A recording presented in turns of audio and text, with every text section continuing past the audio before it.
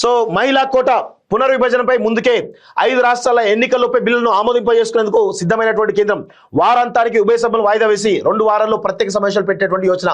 అవసరమైతే ఉభయ సభలను సంయుక్తంగా సమావేశపరిచి ఆమోదింపజేసుకునేటువంటి ప్రణాళిక. అంత తొందర ఎందుకు? విధి విధానాలు ఏమిటి? రిజిజుకు కాంగ్రెస్ చీఫ్ మల్లికార్జున ఖర్గే లేఖ. ఏప్రిల్ 29న 5 రాష్ట్రాల ఎన్నికలు పూర్తయ్యాక అఖిలపక్షం సమావేశం నిర్వహించాలని డిమాండ్. నేటి కేబినెట్ భేటీలో 2 బిల్లులకు ఆమోదం.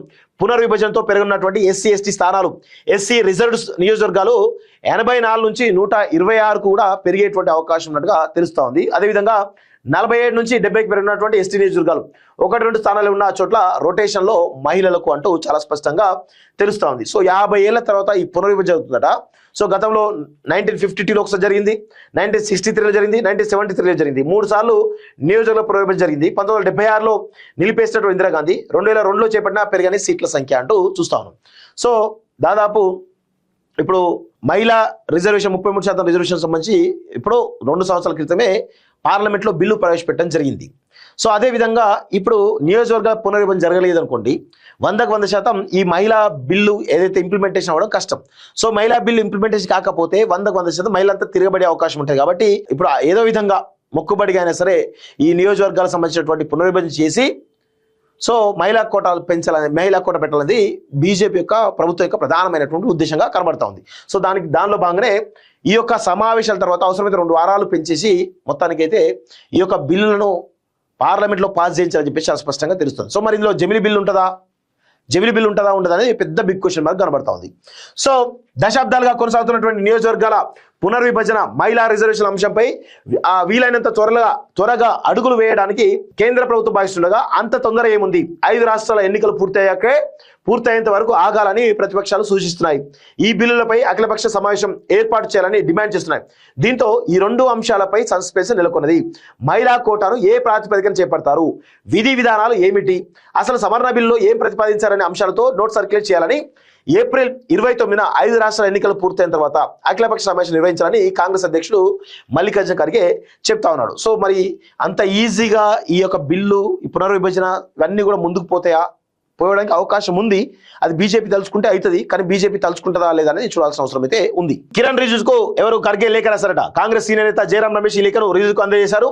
ఈ లేఖపై ఇండియా కూటమికి చెందినటువంటి డిఎంకే,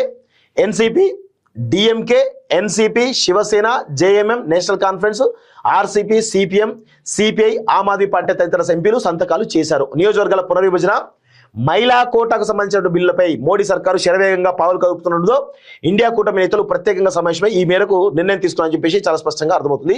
మహిళల ఓట్లు పడతాయని లోక్సభ అసెంబ్లీలో ఇక్కడ చూడండి ఎంత తెలివి ఉంటారంటే, బీజేపీ చేసేటువంటి ప్రతి అంశం కూడా ఇప్పుడు 5 రాష్ట్రాలలో కేరళలో అంత ఈజీగా వచ్చే పరిస్థితి లేదు, తమిళనాడులో బీజేపీకి వచ్చే పరిస్థితి లేదు. మరి ఇంకేమైనా స్టేట్లు వస్తుందా? ఎక్కడ కూడా. పశ్చిమ బెంగాల్ వస్తుందా? రాదు.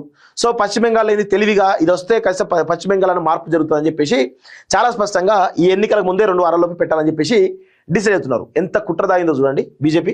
లోక్సభ అసెంబ్లీ సీట్లను 50% మేరకు పెంచి వాటిలో మహిళలకు 33% సీట్లను కేటాయించడం వల్ల 5 రాష్ట్రాల అసెంబ్లీ ఎన్నికల్లో రాజకీయ ప్రయోజనం లభిస్తుందని, మహిళల ఓట్లు పడతాయని మోడీ భావిస్తున్నట్లు బీజేపీ వర్గాల సమాచారం. లోక్సభ సీట్లు 816కు పెరిగి అందులో 273 సీట్లు మహిళలకు రిజర్వ్ అవుతాయని, ఇతరత్ర నియోజకవర్గాల్లో పోటీ చేసే మహిళలను కూడా కలుపుకుంటే చట్టసభల్లో మహిళల ప్రాతినిధ్యం గణనీయంగా పెరిగిపోతుందని తెలిస్తే మహిళలు పెద్ద సంఖ్యలో బీజేపీకి ఓటు వేస్తారని ఆయన భావిస్తున్నట్టు చెబుతున్నారు. ముఖ్యంగా మహిళా ముఖ్యమంత్రి ఉన్న బెంగాల్లో పార్టీకి ఎక్కువ ప్రయోజనం చేకూరుతుందనే ఆశాభావంతో ఉన్నట్టు తెలుస్తుంది. 100% పశ్చిమ బెంగాల్లో గెలవడానికి, పశ్చిమ బెంగాల్లో బీజేపీ పాగా వేయడానికి, పశ్చిమ బెంగాల్లో మమతా బెనర్జీ ఓడించడానికి మాత్రమే ఈ యొక్క బిల్లును తీసుకొస్తున్నట్టుగా చాలా స్పష్టంగా దాన్ని కాంగ్రెస్ చాలా స్పష్టంగా వ్యతిరేకిస్తున్నట్టుగా కనబడతా ఉంది. గతి శృతి మారుతుంది. చట్టసభలో మహిళలకు 33% గణనీయమైనటువంటి మార్పులు. లోక్సభలో మహిళా ఎంపీలు 74 మంది. కోట అమలైతే 150కి సభ్యుల సంఖ్య, 180కి సభ్యుల సంఖ్య. నియోజకవర్గాల పునర్విభజనతో 273కి. దేశవ్యాప్తంగా అసెంబ్లీలోనూ గణనీయంగా అతివలకు ప్రాతినిధ్యం. రాజకీయ పార్టీలో పెరగనున్నటువంటి ప్రాతినిధ్యం యువతరానికి స్ఫూర్తి. స్త్రీ పురుష సమానత్వం దిశగా అడుగులు. మహిళల తరపున పురుషులే ఆజమాయి చేస్తారా? ఓబీసీ కోట లేకపోవడంతో సామాజిక న్యాయం ఎండమావేనా? మహిళా రిజర్వేషన్ వల్ల సవాళ్ళు లేనట్టు చూస్తున్నాం. 100% ఈ యొక్క మహిళా రిజర్వేషన్ తోటి మళ్ళా అగ్రకుల ఆధిపత్యం వస్తుంది తప్ప అందులో ఈ బీసీలకు మాత్రం తీవ్రమైనటువంటి అన్యాయం జరిగేటువంటి అవకాశం అయితే చాలా స్పష్టంగా కనబడతా ఉంది.